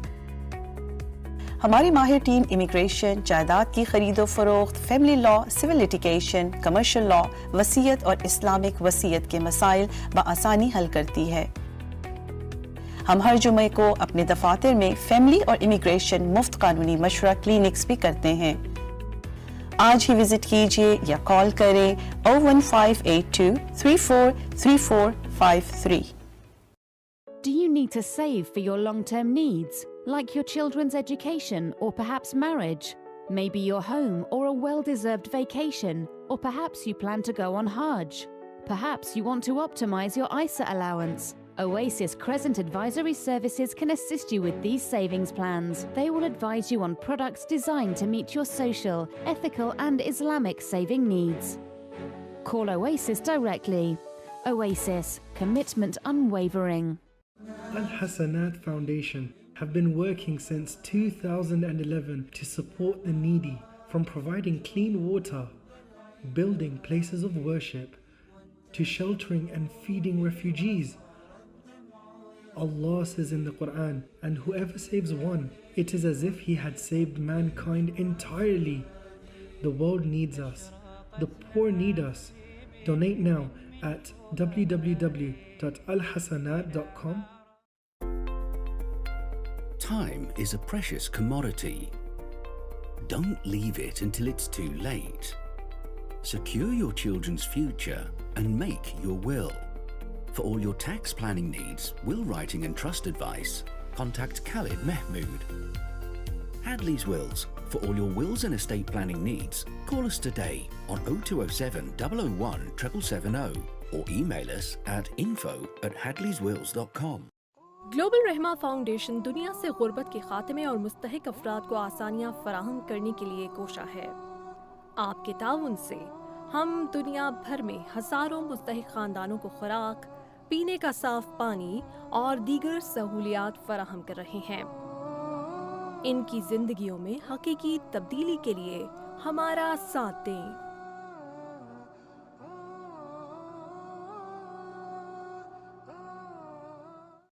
K Furniture brings you the grand winter sale. Get up to 70% off on lounge, living, dining, beds and bedroom furniture. Available for immediate delivery. Stores at Cricklewood, Harrow, Hayes and Hatch End, or order online at kfurniture.co.uk. Gaza میں ہزاروں افراد شہید کر دیے گئے ہیں، جن میں بہت بڑی تعداد معصوم بچوں اور خواتین کی ہے۔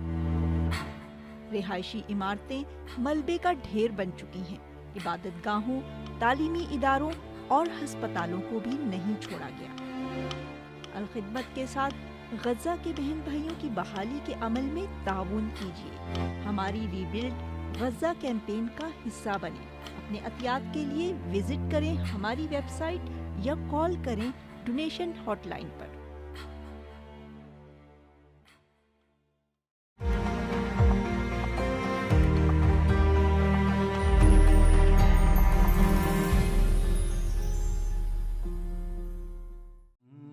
یہ پروگرام الحسنات فاؤنڈیشن کے تعاون سے پیش کیا جا رہا ہے۔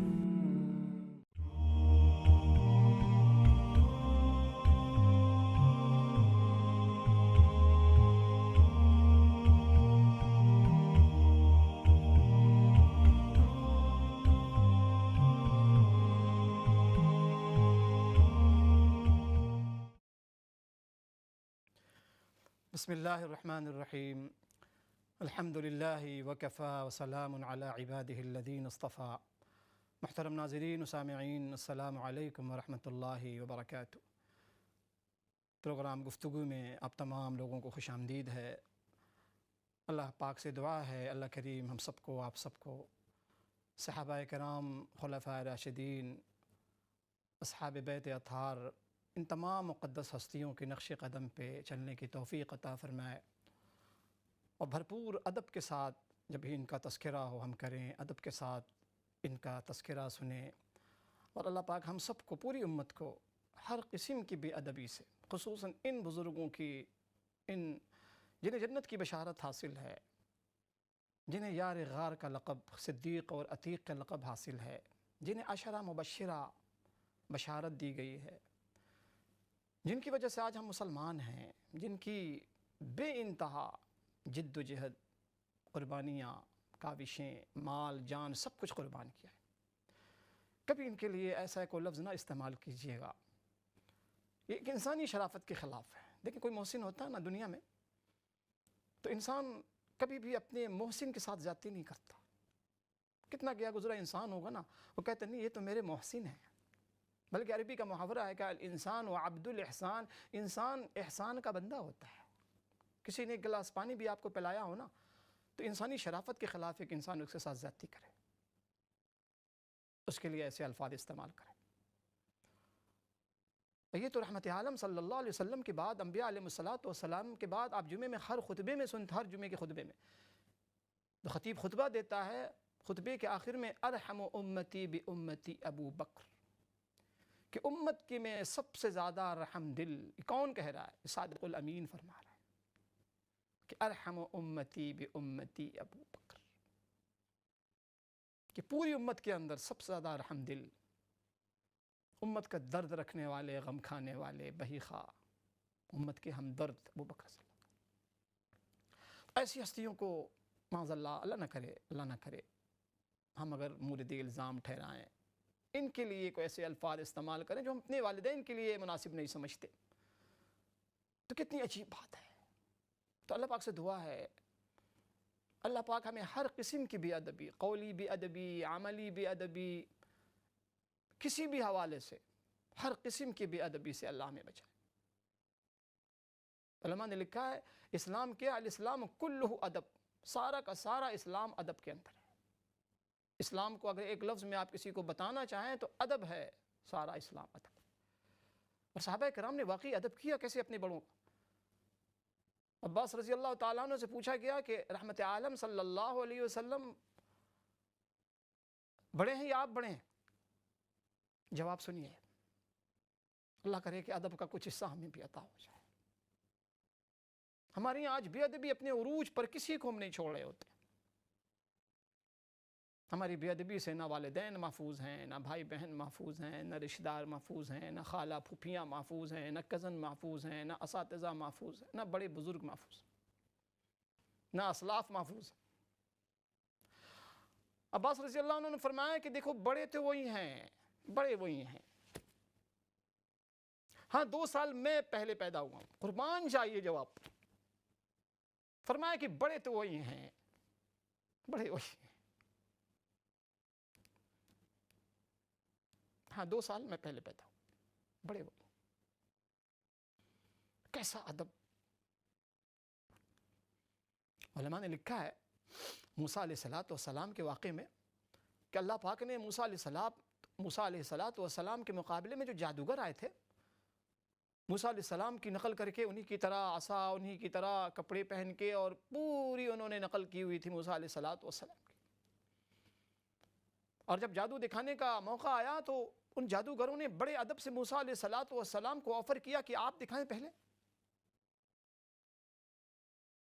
علماء نے لکھا ہے کہ اللہ پاک نے جادوگروں کو ہدایت بخشی، قرآن کی آیت ہے، سارے جادوگر سجدے میں گر گئے جب موسیٰ علیہ السلام کی عصا کو انہوں نے دیکھا۔ انہوں نے کہا نہیں، یہ جادو نہیں ہو سکتا، یہ تو اللہ پاک کی تائید، یہ تو اللہ پاک کی نصرت ہے، یہ جادوگر شخص نہیں ہے۔ تو علماء نے لکھا ہے کہ اللہ پاک نے جادوگر، حالانکہ وہ تو اور زیادہ اذیت کے باعث تھے موسیٰ علیہ السلام کے، علماء نے لکھا ہے چونکہ جادوگروں نے جو موسیٰ علیہ السلام کے مد مقابل آئے تھے، موسیٰ علیہ السلام کے ساتھ بڑے ادب سے پیش آئے تھے۔ آپ یو فرسٹ، آپ پہلے دکھائیں نا۔ اللہ پاک کو ان کا ادب اتنا پسند آیا کہ اللہ کے نبی کے ساتھ انہوں نے ادب کا معاملہ کیا، احترام اکرام کا معاملہ کیا، تو اللہ پاک نے ان کی ہدایت کا فیصلہ فرمایا۔ آج ہماری یہاں کتنی بے ادبی ہے، ہم نہ بزرگان دین کو چھوڑتے ہیں، نہ صحابہ اکرام کو چھوڑتے ہیں، اصحاب بیعت اطہار کو چھوڑتے ہیں، کتنی بے ادبی ہمارے یہاں ہوتی ہے، ہم کسی کو نہیں چھوڑتے۔ کوئی بزرگوں کو گالی دے رہا ہوتا ہے، کوئی ابو حنیفہ رحمۃ اللہ علیہ کو برا بھلا کہہ رہا ہوتا ہے، کوئی امام ائمہ اربعہ کو برا بھلا کہہ رہا ہوتا ہے، کوئی ہمارے اسلاف کو برا بھلا کہہ رہا ہوتا ہے، کوئی بزرگوں کو برا بھلا کہہ رہا ہوتا ہے۔ کتنی بے ادبیاں آج ہمارے اندر۔ یاد رکھیں حدیث میں بڑے سخت انداز میں بتایا گیا کہ من لم یرحم صغیرنا ولم یعقر کبیرنا فلیس منا. اے لوگوں یاد رکھنا، جو ہمارے چھوٹوں پر شفقت نہ کرے، جو ہمارے بڑوں کی عزت نہ کرے، ادب نہ کرے، فلیس منا، ہی از ناٹ ون آف اس، وہ ہم میں سے نہیں ہے. کتنی سخت وعید ہے، کیا آپ نے سوچا؟ یاد رکھیں کہ بے ادبی سے انسان کی ساری نیکیاں ختم کر دی جاتی ہیں، دفن کر دی جاتی ہیں. اللہ کا واسطہ ہے، اللہ کا واسطہ ہے، کبھی کسی کی بے ادبی نہ کیجیے گا، کسی عالم کی بھی نہیں، کسی مفتی کی نہیں، کسی اسپیکر، کسی کی بھی نہیں، کسی غیر مسلم کی بھی نہیں. کیوں کریں آپ بے ادبی؟ با ادب با نصیب کہا جاتا ہے. ادب والا نصیب والا ہو، نہ کیجیے گا کسی کی بھی ادب. دیکھیں میں بارہا کہتا ہوں کہ کوئی ہستی ہے، کوئی ایسے عالم ہے، آپ ان سے متفق نہیں ہیں ان کے نظریے سے. اکثر و بیشتر ہماری ایسا ہوتا ہے نا، آپ نہیں متفق ہیں ان کے نظریے سے، ان کی عقیدوں سے، ان کی باتوں سے، ان کی فتاوے سے. آپ ان کو بزرگ نہیں مانتے، کوئی بات نہیں. آپ ان کو عالم نہیں مانتے، کوئی بات نہیں. آپ ان کو مفتی نہیں مانتے، کوئی بات نہیں. آپ ان کو اپنا رہبر، اپنا پیشوا نہیں مانتے، کوئی بات نہیں. آپ ان کو اپنا مرشد نہیں مانتے، کوئی بات نہیں. یہاں تک تو خیر ہے، یہاں تک آپ کو اجازت ہے کہ آپ کسی کو، ظاہر ہے کہ اللہ پاک کے بہت سے ولی ہیں، آپ کسی ولی کے بارے میں آپ کا شرح صدر نہیں، آپ ان کو اللہ کا ولی نہیں مانتے، ٹھیک ہے، آپ کو حق ہے، آپ کی رائے میں وہ اللہ کے ولی نہیں ہے، کوئی بات. ہاں آپ کو بے ادبی کرنے کا حق نہیں ہے.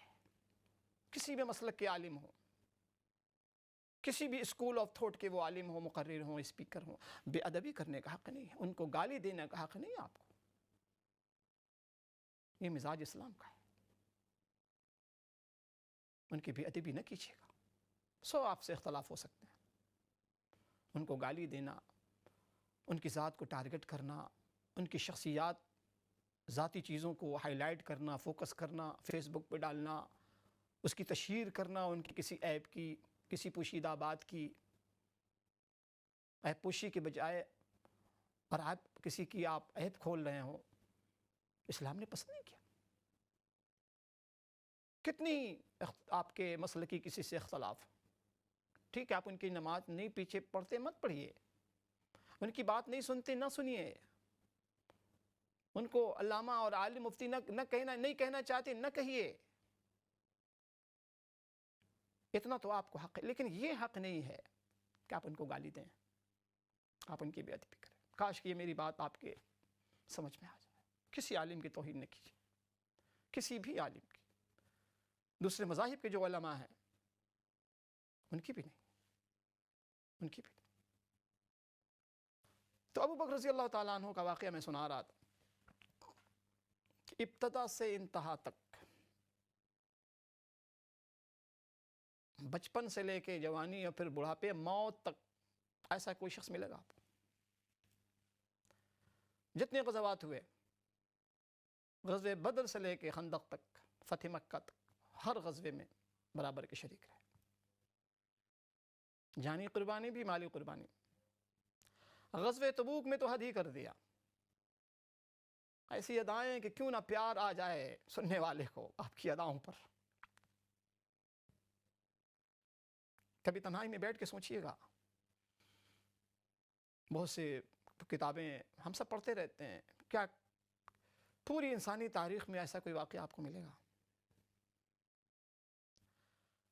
غزوہ تبوک کا موقع ناظرین بہت ہی عسرت کا زمانہ تھا، بہت مشکل ترین یہ وقت تھا. بہت تنگی تھی مالی حوالے سے،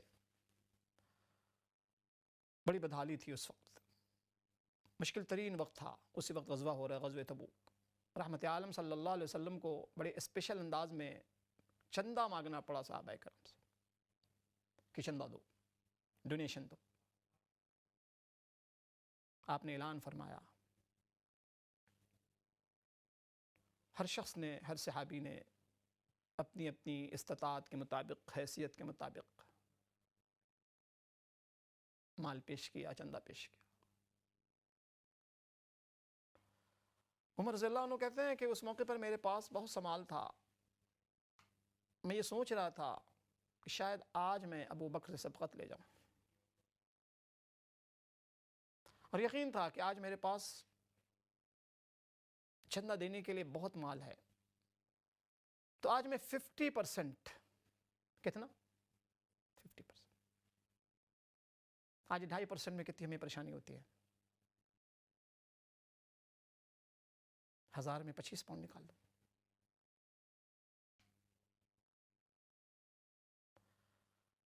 50% عمر رضی اللہ تعالیٰ عنہ لے کر تشریف لے آئے، حاضر کر دیا خدمت اقدس میں۔ صحابہ کرام مسجد نبوی میں بیٹھے ہوئے ہیں، ہر شخص دیکھ رہا ہے، سارا ماجرا سب کے سامنے ہے۔ تھوڑی دیر کے بعد حضرت ابوبکر رضی اللہ عنہ حاضر ہوتے ہیں، جو کچھ ان کے پاس تھا سب کچھ لے کے، پورا کل کائنات جو کچھ گھر میں تھا سب لے کر حاضر ہوتا ہے۔ رحمت عالم صلی اللہ علیہ وسلم بھی یہ ماجرا ظاہر دیکھ رہے تھے۔ تو آپ نے پہلے عمر رضی اللہ عنہ سے پوچھا، یا عمر ما ترکت لأہلک، عمر گھر والوں کے لیے کیا چھوڑ کر آئے ہو، کیا لائے ہو، کیا چھوڑ کر لائے، کیا چھوڑ کر آئے، لائے ہو کیا ہوا، گھر والوں کے لیے کیا چھوڑا ہے؟ عمر رضی اللہ عنہ نے فرمایا، لیکن نبی صلی اللہ علیہ وسلم کل مال کا آدھا حصہ لے آیا، نصف، اور نصف گھر والوں کے لیے چھوڑ دیا۔ ابوبکر رضی اللہ تعالیٰ عنہ سے پوچھا رحمت عالم صلی اللہ علیہ وسلم، یا ابا بکر ما ترکت لأہلک، گھر والوں کے لیے کیا چھوڑا؟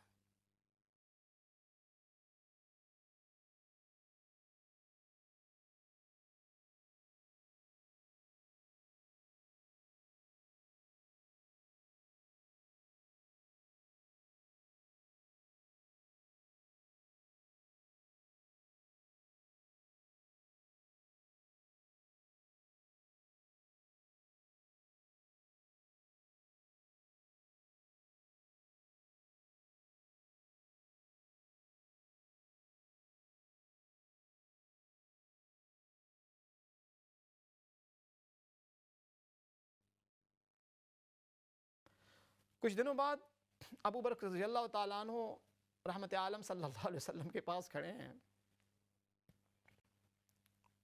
اور ٹاٹ کا کپڑا پہن رکھا ہے، ٹاٹ کا کپڑا۔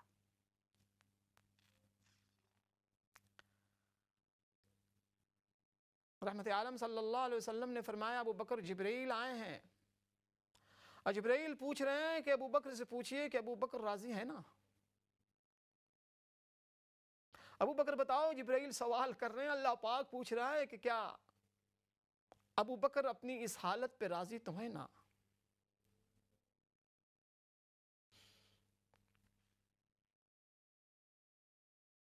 ابو بکر رضی اللہ تعالیٰ عنہ کی آنکھیں اشکبار آنکھوں کے ساتھ عرض کرتے ہیں، یا رسول اللہ صلی اللہ علیہ وسلم، ابو بکر بالکل راضی ہے، ابو بکر بالکل راضی ہیں اللہ پاک کے فیصلے۔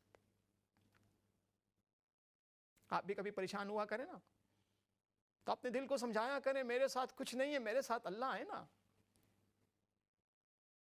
میرے ساتھ ابو بکر کا رب ہے نا، میرے ساتھ محمد عربی صلی اللہ علیہ وسلم کا رب ہے نا، کوئی بات نہیں، کچھ نہیں، تو صحت نہیں ہے، مال نہیں ہے، جاب نہیں ہے، پریشانیاں ہیں، مشکلات ہیں، گھرا ہوا ہوں مسائل میں، کچھ نہیں میرے پاس، میرا اللہ ہے نا۔ آپ بھی جواب دیا کریں، کوئی بات نہیں، میرے پاس میرا اللہ ہے، مجھے دیکھ رہا ہے۔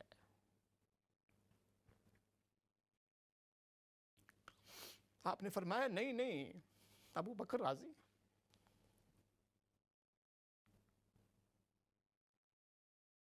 ابو بکر بالکل راضی۔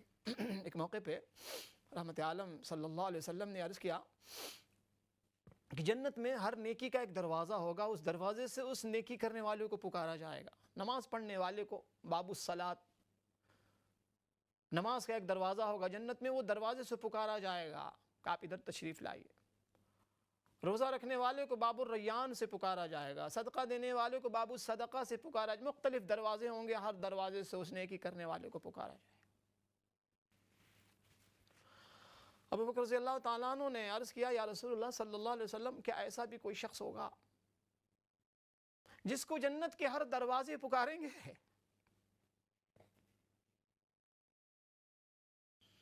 آپ نے فرمایا اے ابو بکر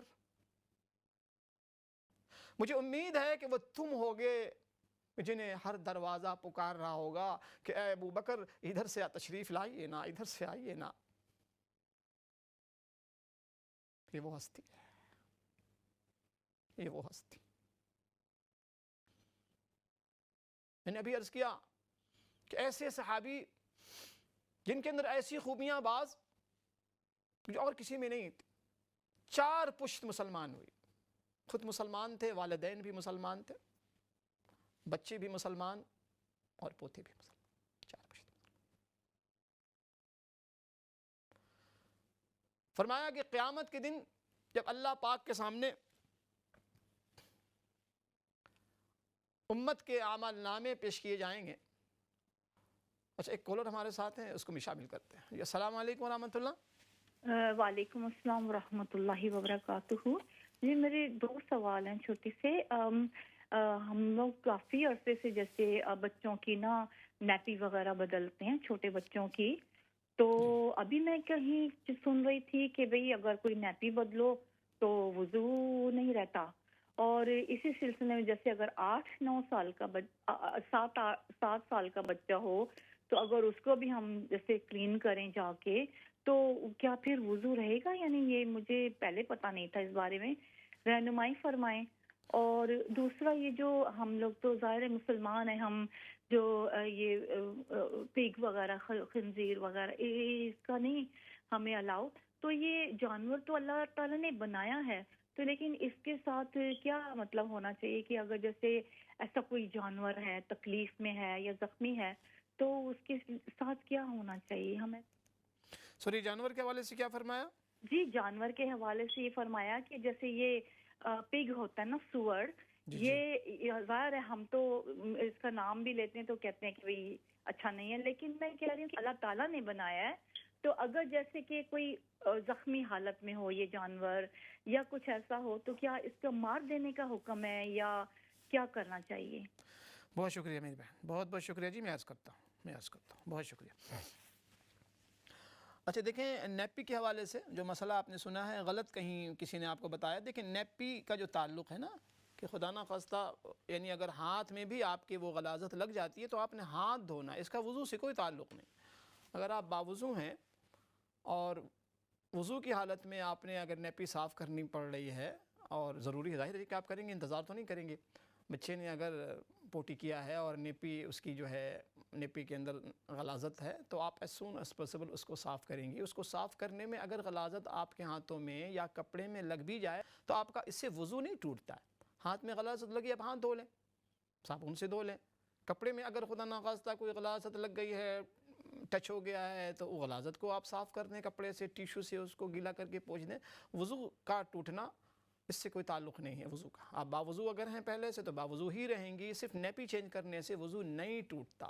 جہاں بھی مسئلہ جہاں سے بھی آیا ہے مسئلہ ادھر سے ادھر ہو گیا ہے، ایسا نہیں ہے۔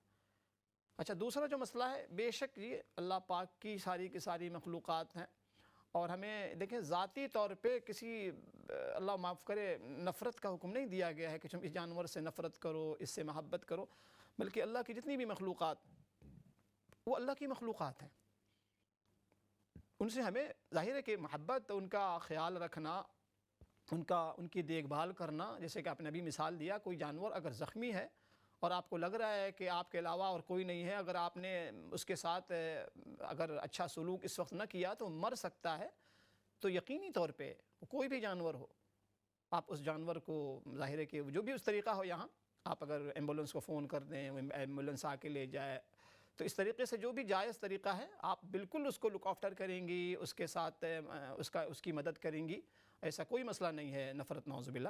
بہت شکریہ جی آپ کی کال کا۔ ایک اور کالر ہیں جن کو بھی شامل کرتے ہیں۔ السلام علیکم ورحمۃ اللہ۔ جی السلام علیکم۔ جی وعلیکم السلام ورحمۃ اللہ۔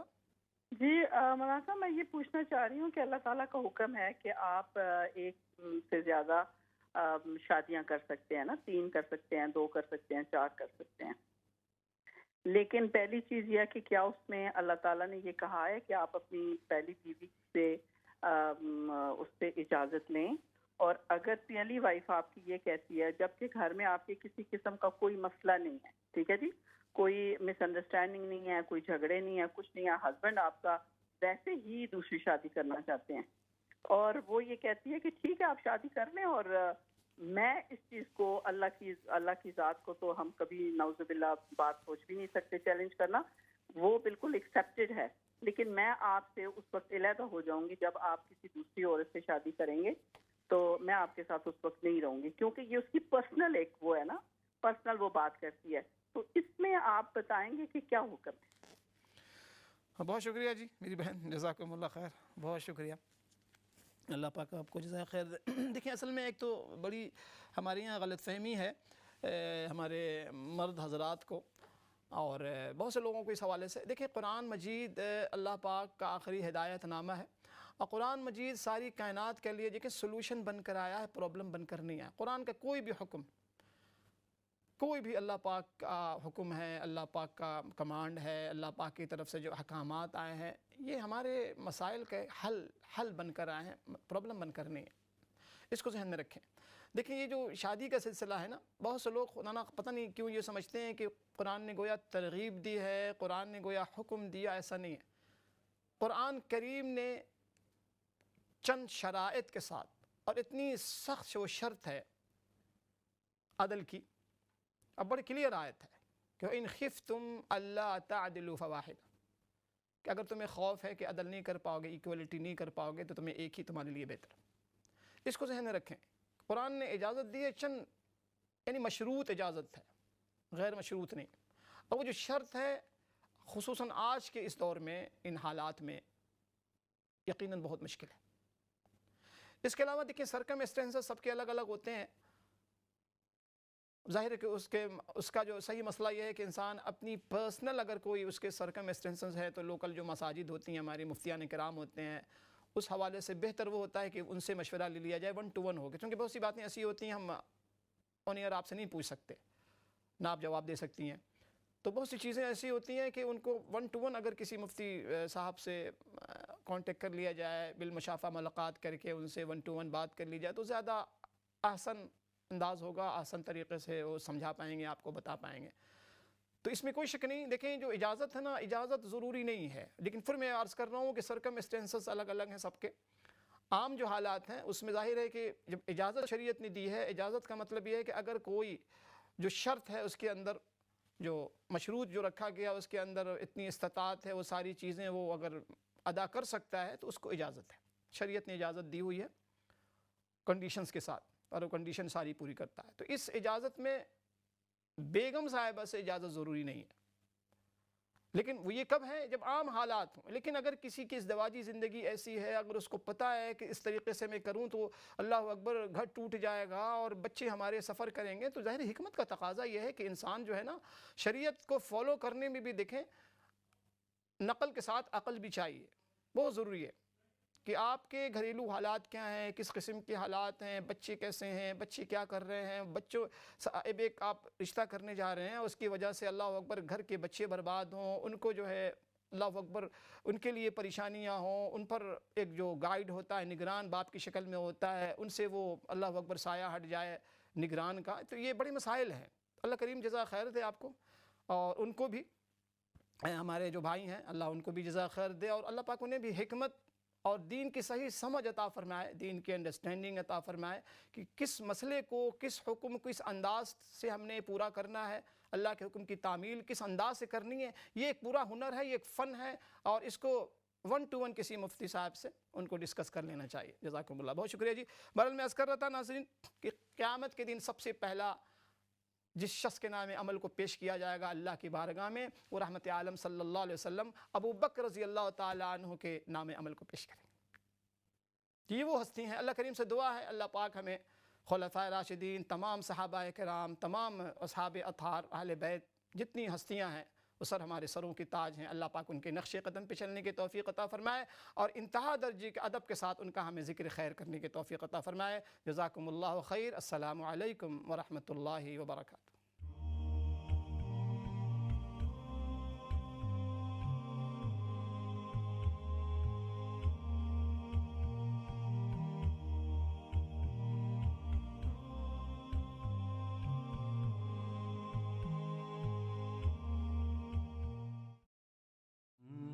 یہ پروگرام الحسنات فاؤنڈیشن کے تعاون سے پیش